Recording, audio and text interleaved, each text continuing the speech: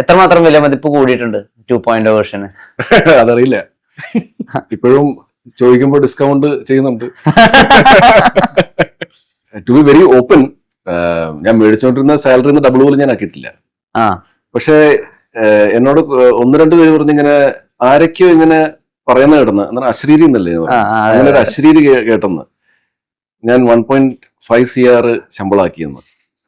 അത് കേട്ടപ്പം ഞാൻ ഞെട്ടി, പക്ഷെ ഒരു സന്തോഷം തോന്നി. അങ്ങനെ ചില ആൾക്കാർ എന്നെ വാല്യൂ ചെയ്തോട്ടില്ല, കിട്ടുന്നില്ല. നമുക്കൊരു മതിപ്പുണ്ടല്ലോ. അപ്പൊ അത് പക്ഷെ അത്രയൊന്നും ഇല്ല കേട്ടോ, വളരെ കുറവാണ്.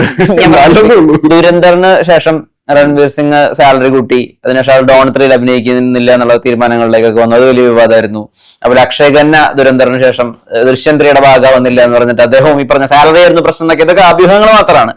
അപ്പൊ ആ രീതിയിൽ കൂട്ടിക്കൂടെ, അത് കുറച്ച് ഭയങ്കരമായിട്ടും കൂട്ടിക്കൂടെ? എന്റെ അറിവിൽ ഇപ്പൊ ഇത് പറയാൻ കാരണം, ഇപ്പൊ നായക നടനായിട്ട് അഭിനയിക്കുന്ന ഒരു 10 നായകന്മാരെങ്കിലും ഉണ്ടല്ലോ മലയാള സിനിമയിൽ നിലവില്. അവർക്ക് പലർക്കും ഈ പറഞ്ഞ 50 കോടി ക്ലബ് ഇല്ല.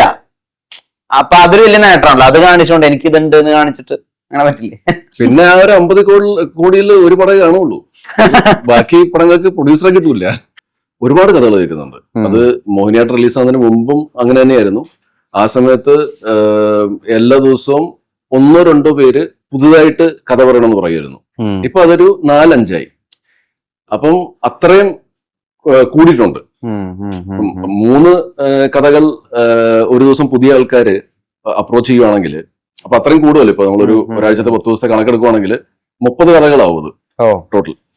അപ്പൊ ഇത് മൊത്തം പ്രാക്ടിക്കലി കേൾക്കലൊരു പണിയാണ്. ഫ്രീ ടൈം ഉള്ളപ്പം, ഫ്രീ ഡേ ആണെങ്കിൽ 3 കഥകൾ ഒരു ദിവസം കേൾക്കും. ചില ആൾക്കാർ എൻ്റെ അകത്ത് 3 പേരെ ആയിരിക്കും ഞാൻ മീറ്റ് ചെയ്യുന്നത് 3 കഥകൾക്ക് വേണ്ടി. പക്ഷെ അതിനകത്ത് ഒരാൾ ചിലപ്പം ഇത് ഇഷ്ടപ്പെട്ടില്ലല്ലേ, അപ്പൊ പിന്നെ എന്താണ്, അപ്പൊ ഞാൻ പറയല്ലേ എനിക്ക് എങ്ങനത്തെ കഥയാണെന്ന് എനിക്ക് വേണ്ട, എനിക്ക് ജോണർ ഒന്നും പ്രശ്നമല്ല. എന്നാൽ പിന്നെ എനിക്ക് ഒരു ത്രില്ലർ ഉണ്ട്, അത് പറഞ്ഞിട്ട് 10 മിനിറ്റ് മതി. അപ്പൊ ഞാൻ പറയും 10 മിനിറ്റിൽ തീരുവോ? പക്ഷെ എനിക്ക് അടുത്ത അപ്പോയിന്റ്മെന്റ് സമയമായി രാവിലെ 10 തൊട്ട് 11:30. അപ്പം പറയും 10 മിനിറ്റ്. അപ്പൊ ഞാൻ ഈ 10 മണിക്ക് തുടങ്ങിയ കഥ 10:30 കഴിഞ്ഞ് സന്തോഷത്തിരിക്കുവാണ്. അപ്പൊ നമുക്ക് 1 മണിക്കൂർ ഇനിയിപ്പം ബാക്കി ഇനിയിപ്പോ എന്തെങ്കിലും ഫോൺ കോൾസ് ചെയ്യണമെങ്കിലോ അല്ലെങ്കിൽ വീട്ടിൽ എന്തെങ്കിലും പരിപാടി ഉണ്ടെങ്കിൽ അത് ചെയ്യാമല്ലോ. അപ്പൊ 10 മിനിറ്റ് എന്ന് പറയുമ്പോഴത്തേക്ക് ഞാൻ ശരിയാ ഓക്കെ 10 മിനിറ്റ്. പക്ഷെ അത് വീണ്ടും 1/2 മണിക്കൂർ പോകും. അതും ഇഷ്ടപ്പെട്ടില്ലെങ്കിൽ വേറൊരു സാധനം ഒരെണ്ണം. അപ്പൊ ഇത് 3 ഇഷ്ടപ്പെടില്ല. ഓക്കെ, പക്ഷെ 3 കഥ ഞാൻ കേട്ട് കഴിഞ്ഞു. ഇനി 2 കഥ ഇനിയും ബാക്കി. അങ്ങനെ ഒരു ഞാൻ പ്രേം പാറ്റയുടെ ഷൂട്ട് കഴിഞ്ഞ് വന്നിട്ട്, അതായത് മോഹിനിയാട്ടം റിലീസ് ചെയ്തതിനു ശേഷം പ്രേം പാറ്റയുടെ ഷൂട്ട് പിന്നെ ഞാൻ കണ്ടിന്യൂ ചെയ്തു. അതിനുശേഷം എനിക്കൊരു 6 ദിവസം കിട്ടുവാണ്. ഈ 6 ദിവസത്തിൽ ഞാൻ 19 കഥകൾ കേട്ടു.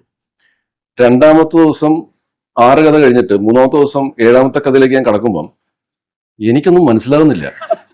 ഞാനിപ്പം കഥ പറയുന്ന സമയത്ത് മൈൻഡ് ഭയങ്കരമായിട്ട് ഡൈവേർട്ട്, അല്ലെങ്കിൽ ഇടയ്ക്കൊക്കെ ഡൈവേർട്ട് ആവുള്ളൂ. ഇത് ഭയങ്കരമായിട്ട് ഡൈവേർട്ട് ആയിക്കൊണ്ടിരിക്കും. ഞാൻ ഒരു മിനിറ്റ് എന്നിട്ട് ഞാൻ എൻ്റെ മെമ്മറി ടെസ്റ്റ് ചെയ്യാൻ വേണ്ടിയിട്ട് മിനിങ്ങാന്ന് ഞാൻ ഏറ്റവും ആദ്യം കേട്ട കഥ, ആ കഥ പറഞ്ഞ ഡയറക്ടറുടെ പേരെന്തായിരുന്നു? പുതിയ ആളാണ്, എനിക്ക് ഓർമ്മ കിട്ടുന്നില്ല.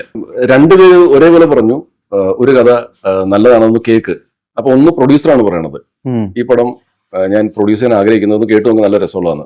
ഒന്ന് ഈ കഥ പറ്റി തന്നെ ഒരു മ്യൂസിക് ഡയറക്ടറും കൂടെ പറയുന്നത്, എനിക്ക് വളരെ പരിചയമുള്ള ഒരാൾ. അപ്പൊ ഞാൻ ഇതെന്തായാലും അപ്പം ഓൾറെഡി ഫിൽറ്റേർഡ് ആണ്, ഇത് നല്ലതെന്ന് 2 പേര് പറഞ്ഞു, എനിക്ക് പരിചയമുള്ള. അപ്പം ഇത് കേട്ടു നോക്കാം. അപ്പൊ ഡാർക്ക് ഹ്യൂമർ എന്ന് പറഞ്ഞു. എനിക്ക് ഡാർക്ക് ഹ്യൂമർ ഫീൽ ചെയ്തില്ല കഥ കേട്ടപ്പം. എനിക്ക് വളരെ സീരിയസ് മൂവി ആയിട്ടാണ് ഫീൽ ചെയ്തത്. പക്ഷെ എന്റെ പ്രശ്നം വെച്ചാൽ അത് എന്റെ കുഴപ്പമാണ് വെച്ചാൽ ഇത്രയും കഥ കേട്ടിട്ട് എന്റെ സെൻസിബിലിറ്റിക്ക് പ്രശ്നമായോ? എനിക്കിനിയിപ്പം എന്താണ് ഇത്രയും കഥ കേൾക്കുന്നുണ്ട്. അപ്പൊ പല ആക്ടേഴ്സും പറഞ്ഞു കേട്ടിട്ടുണ്ട് നമ്മൾ ആഴ്ചയിൽ 1 കഥ കേൾക്കാവുള്ളൂ, അല്ലെങ്കിൽ ദിവസം ഇനിയിപ്പം 3 കഥ ഉണ്ടെങ്കിൽ അത് ചുരുക്കി 1 കഥയായിട്ട്. പക്ഷെ എന്ന് വെച്ചാൽ പ്രഷർ ഭയങ്കരമാണ് കഥ കേൾക്കാനുള്ളത്. അപ്പൊ അവരെ സംബന്ധിച്ച് അവർക്കൊരു കഥയെ പറയാനുള്ളൂ. എന്റെ പ്രശ്നം വെച്ചാൽ എനിക്ക് 3 കഥ ഒരു ദിവസം കേൾക്കണം. അപ്പൊ ഞാൻ അവരോട് പറയുന്നുണ്ട് എനിക്കിത് ചിലപ്പം മനസ്സിലാവില്ല, നല്ല കഥയാണെങ്കിൽ ചിലപ്പം എനിക്ക് ജഡ്ജ്മെന്റ് കിട്ടൂല. അപ്പം ഇല്ല കേട്ടോ, ഒരു 10 മിനിറ്റ് കേട്ടു നോക്ക്. ഇങ്ങനെ പറയുമ്പോൾ പിന്നെ നമ്മൾ സ്വാഭാവികമായിട്ട് നമ്മൾ കേൾക്കുമല്ലോ. സോ അതാണ് ഇപ്പോഴത്തെ ഒരു സിനാരിയോ. സ്റ്റാർ ആവുക എളുപ്പമല്ല.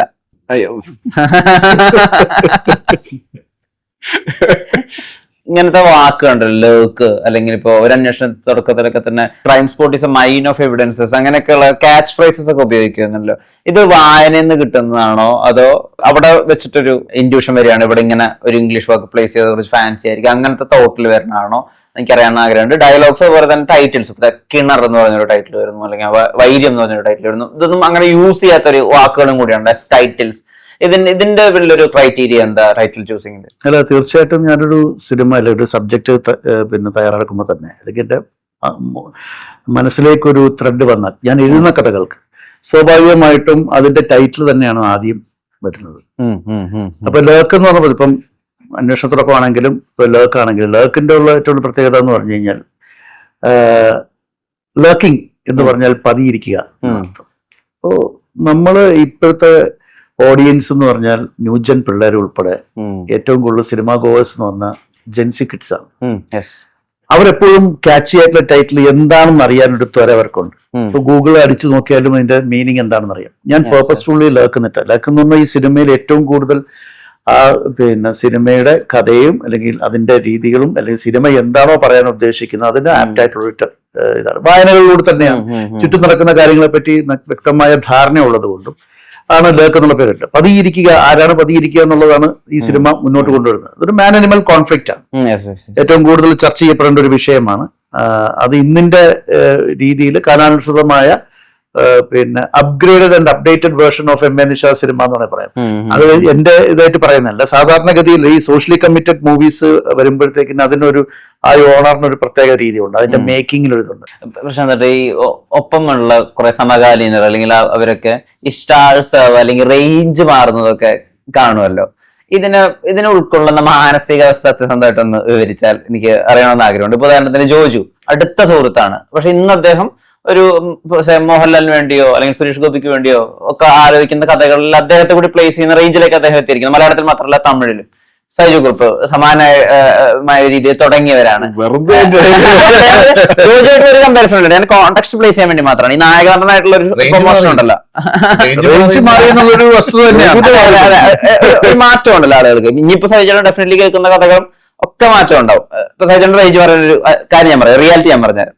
അത് സൈജുനെ ചിലപ്പോൾ ശ്രദ്ധിച്ചിട്ടുണ്ടോ എനിക്കറിയില്ല. ഒരു സിനിമ ഈ അടുത്ത് ഇറങ്ങിയത്, സൈജുൻ നല്ല നായകൻ, അതിൽ ഒരു യുവതാരമാണ് നായകൻ, പക്ഷെ ചേട്ടനെയാണ് പ്രൊജക്ട് ചെയ്തിരിക്കുന്നത് പോസ്റ്റേഴ്സിലൊക്കെ. അദ്ദേഹം സൈഡിലാണ്, ചേട്ടൻ സെക്കൻഡ് ഹാഫിനൊക്കെ അടുപ്പിച്ചാണ് ആ പടത്തിൽ വരുന്നത്. അപ്പം ഇപ്പൊ മാർക്കറ്റ് ചേട്ടനുണ്ട്, ഇപ്പൊ ചേട്ടന് വെച്ചു പോകുന്നുണ്ട്, അതുകൊണ്ട് ചേട്ടൻ എന്തായാലും റേഞ്ച് മാറുന്നു. അതാണ് ഞാൻ ഉദ്ദേശിച്ചത്. എന്റെ ഏരിയ മനസ്സിലായില്ല. എനിക്ക് ആക്ച്വലി മനസ്സിലായി. അത് ഞാൻ അവരോട് എനിക്ക് പറയണമെന്നുണ്ടായിരുന്നു, പക്ഷെ നമുക്ക് അങ്ങനെ പറയാനും പറ്റില്ല. ബിക്കോസ് ഞാൻ പണ്ട് ഒരു പടം ചെയ്തായിരുന്നു. അപ്പം ആ പടത്തില് എന്റെ 1,00,000 രൂപയായിരുന്നു ശമ്പളം. അങ്ങനെ 75,000 എനിക്ക് കിട്ടി. ഡബിങ് കഴിഞ്ഞ 75,000 രൂപ കിട്ടി. അപ്പൊ 20,000 രൂപ മിച്ചമുണ്ട്. അപ്പം ഞാൻ സിനിമയിൽ വന്നതിന് ശേഷം എന്റെ ഏറ്റവും വലിയ ആഗ്രഹം അന്ന് വൈറ്റിലിൽ അന്ന് 5 ബിൽ ബോർഡ്സ് ഉണ്ട്. അതിനകത്ത് 2 നല്ല വലുപ്പമുള്ളതും 3 ചെറുതും. അപ്പൊ അവിടെ ഏതെങ്കിലും എന്റെ ഒരു പടത്തിന്റെ, അത് ഞാനിപ്പോ സപ്പോർട്ടിംഗ് ഉള്ളതായാലും കുഴപ്പമില്ല, എന്റെയും കൂടെ ആ ഫ്ലക്സിൽ ഒരു തല വരണം. ആക്ച്വലി വൈറ്റില എന്ന് പറയുന്നത് സെന്റർ ആണ് കേരളത്തിന്. അപ്പം എല്ലാവരും പാസ് ചെയ്യുന്ന, കോഴിക്കോട്ടേക്ക് പോകുന്ന ആൾക്കാരും ട്രിവാൻഡ്രത്തേക്ക് പോകുന്ന ആൾക്കാരൊക്കെ പാസ് ചെയ്യുന്നതാണ്, എല്ലാവരും കാണുന്ന നല്ല വിസിബിലിറ്റിയാണ്. ഇന്നിപ്പോ എന്റെ വിസിബിലിറ്റി കുറഞ്ഞ് നമ്മുടെ ഓവർ ബ്രിഡ്ജ് വന്ന കാരണം. അപ്പൊ അന്നത്തെ വൻ സംഭവമാണ്. അപ്പൊ ഞാൻ വൺ ഓഫ് ദ പ്രൊഡ്യൂസർ, 7 പേരാണ് പ്രൊഡ്യൂസേഴ്സ്. അപ്പൊ അതിന്റെ അകത്ത് എക്സിക്യൂട്ടീവ് പ്രൊഡ്യൂസർ അദ്ദേഹത്തിന് വിളിച്ച് ഞാൻ പറഞ്ഞ്, ചേട്ടാ എനിക്ക് 20,000 ബാക്കി എനിക്ക് തരണ്ട, പക്ഷെ വൈറ്റില ബിൽ ബോർഡില് എന്റെ ഒരു ഫോട്ടോ, ഐ മീൻ പോസ്റ്റർ ഞാനും കാണുന്നു. നാച്ചുറലി ഞാൻ ആ പടത്തിൽ ഹീറോ ആണ്. അപ്പം പുള്ളി പറഞ്ഞ് പിന്നെന്താ മോനെ, ഉറപ്പായിട്ട് നമ്മൾ ചെയ്തിരിക്കുമെന്ന് പറഞ്ഞു. അപ്പൊ ഈ വലിയ ബിൽ ബോർഡ്സിന്റെ 45,000 പെർ മന്തോ അങ്ങനെ എന്തൊക്കെയായിരുന്നു. ചെറുതിന്റെ എനിക്കൊന്ന് 30, 25, 15 അങ്ങനെ എന്തൊക്കെയാണ്. അപ്പൊ അത് പുള്ളി അത് ഓക്കെ പറഞ്ഞു. അങ്ങനെ ആരോ എന്റെ എയർടെലിൽ വർക്ക് ചെയ്തിരുന്ന എന്റെ ഒരു കൊലീഗ് വിളിച്ചിട്ട് പറഞ്ഞു, എടാ നിന്റെ ഒരു ബിൽ ബോർഡ് അവിടെ വൈറ്റിലയിൽ വന്നിട്ടുണ്ടെന്ന്. അടിപൊളി. അങ്ങനെ ഞാനും എന്റെ വൈഫും കൂടെ ഞങ്ങളുടെ വണ്ടിയിൽ ഇങ്ങനെ ഇറങ്ങി വൈറ്റ്ല ജംഗ്ഷൻ, കടവന്തര എന്ന് പറയുന്നത് വൈറ്റ്ല ജംഗ്ഷനിലെത്തി. അപ്പൊ ഈ സൈഡിലാണ്. അപ്പൊ എനിക്കത് ശരിക്കും കാണാൻ പറ്റുന്നില്ല. അപ്പൊ ഞാൻ അങ്ങനെ യൂട്ടേൺ തിരിച്ചു വന്നിട്ട് ആ ബിൽ ബോർഡിന്റെ അവിടെ വന്നിങ്ങനെ ഞാൻ നോക്കുവാണ്. അപ്പൊ നോക്കിയപ്പോഴത്തേക്കും ആ സമയത്ത് സപ്പോർട്ടിംഗ് റോൾ ചെയ്ത്, പക്ഷെ വലിയ ആക്ടേഴ്സ് ആണ്, അവരുടെ വലിയ തലയും വലിയ തലകളാണ്. അതിനകത്ത് 4-5 വലിയ ആക്ടേഴ്സ് അഭിനയിച്ചിട്ടുണ്ട്, പക്ഷെ സപ്പോർട്ടിംഗ് റോളാണ്. പക്ഷെ പ്രൊട്ടാഗനിസ്റ്റ് ആയിട്ട് അഭിനയിച്ച ഞാനും എന്റെ ഹീറോയിനും ഞങ്ങളുടെ ഫുൾ ഫിഗർ ആണ്, പക്ഷെ താഴെ ചെറുതായിട്ട് ഇങ്ങനെ നിൽക്കുന്നുള്ളൂ. ബാക്കിയുള്ളവരുടെ വലിയ തലകൾ ഞങ്ങളിങ്ങനെ നിൽപ്പുണ്ട്. അതായത് എനിക്ക് മാത്രമേ മനസ്സിലാവുള്ളൂ, വണ്ടി പാസ് ചെയ്യുന്ന ആൾക്കാർ ഇവർ മാത്രമേ ശ്രദ്ധിക്കുള്ളൂ, ഇവിടെ ആരെ നിൽക്കുന്നതല്ല അവർ കാണൂല. മനസ്സിലായില്ലേ? അപ്പൊ അത് എനിക്ക് ഭയങ്കര വിഷമായി. സോ പിന്നെ ഞാനിവിടെ കാശ് കൊടുത്തിട്ടാണ്, അതും ആലോചിക്കണം. അപ്പൊ അതിന്റെ ഒരു ഇത് വെച്ചിട്ട് എന്റെ ഒരു വലിയ തല വയ്ക്കാൻ വല്ലായിരുന്നോ? എല്ലാവരും വെച്ചോട്ടെ, എന്റെ കൂടെ എന്റെ. പക്ഷെ പോട്ടെ, എന്റെ ഒരു ആഗ്രഹം സാധിച്ചില്ല. എന്റെ ആദ്യമായിട്ട് എന്റെ തല വരുന്ന ബിൽബോർഡ് വിഷ്ണു പറഞ്ഞ പോലെ ഈ ഒരു സംഭവം വന്നപ്പോഴത്തേക്ക് ഐ വാണ്ടഡ്, ബിക്കോസ് ആൾക്കാരെ പ്രിപ്പയർ ചെയ്യേണ്ടത് പ്രൊട്ടാഗനിസ്റ്റിന്റെ കഥയാണ് നമ്മൾ പറയുന്നത് അല്ലെ. അത് പുതുമുഖമായിരിക്കും അഭിനയിക്കുന്നത്, അല്ലെങ്കിൽ ഒരു സ്റ്റാർ ആയിരിക്കാം, അല്ലെങ്കിൽ ലെസ് സക്സസ്ഫുൾ ആയിട്ടുള്ള ആക്ടർ ആയിരിക്കാം, ആരും ആയിക്കോട്ടെ. പക്ഷെ പ്രൊട്ടാഗനിസ്റ്റിന്റെ കഥയെ പറയുന്നത്. ഈ പ്രൊട്ടാഗനിസ്റ്റിനെയാണ് നമ്മൾ ഈ 2 മണിക്കൂർ ഇയാളുടെ കഥയാണ് കാണാൻ പോകുന്നത്, അല്ലെങ്കിൽ ലേഡി ആണെങ്കിൽ ഫീമെയിൽ ആക്ടറിന്റെ കഥയാണ് നമ്മൾ കാണാൻ പോകുന്നത്.